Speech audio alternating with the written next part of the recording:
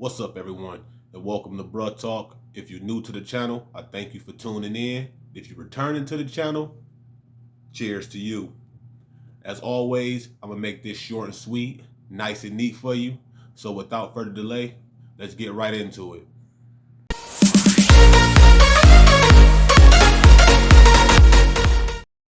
All right, so Avatar: The Way of Water is the sequel to the Avatar movie that released in '09.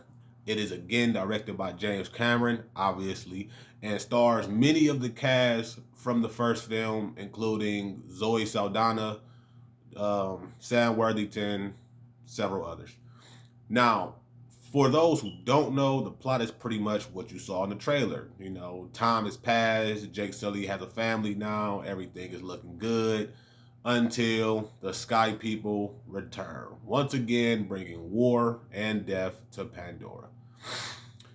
Now, just like the first film, it focuses on Jake Sully and Natiri. Natiri? I believe I'm saying that right. Though it's not as much as the first film. In the first film, they were soldiers that transitioned into being war leaders, generals, whatever you want to call them. While in this film, they're still that, but now they're also parents as well. So there's that to think about.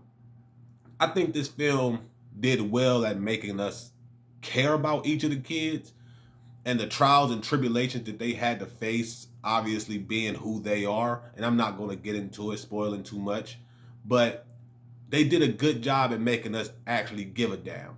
It was a few times in this film where, I actually was on the edge of my seat. Shit's getting intense, things is blowing up everywhere, a hella shit has happened, and I'm like, damn, I'm really invested into these characters.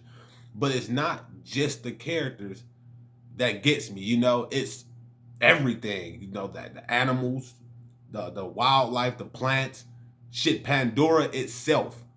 I think James Cameron definitely made the right choice in making the kids condescend, kind of the focal point, the take center stage. And to be honest, I'm not gonna lie, I was worried that they were just gonna be those characters that they're just there, those characters that we're supposed to care about, but we sort of kind of just don't give a shit. I had that feeling going in, and I was happy to see that I was wrong. Now, just going on the record here, I didn't much care for this movie, to be honest. Like when I first heard of it and first time seeing it, I didn't give a shit.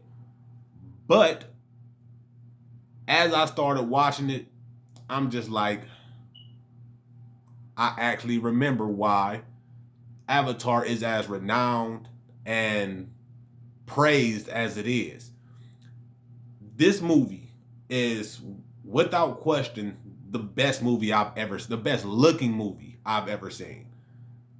And that's without question. I mean, the CGI in this movie is fucking incredible. And over the years, it seems like that's been lacking in films nowadays.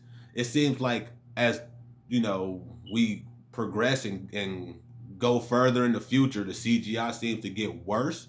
And I don't know if it's just me, but that's for big budget films and lower budget films.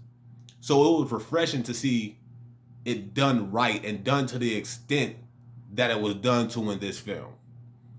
I mean, some of my favorite scenes in this movie was just seeing how beautiful everything looked. I mean, literally everything. This movie looked fantastic. Um, Obviously, this movie doesn't focus on the tree people as we saw in the previous Avatar. This one focuses on the people of the water. And again, I was interested to see what they had in store, and I was not disappointed in the least. Just so y'all know, this movie is just about 3 hours long, which I think is the appropriate runtime, to be honest. I think it earned every minute of it.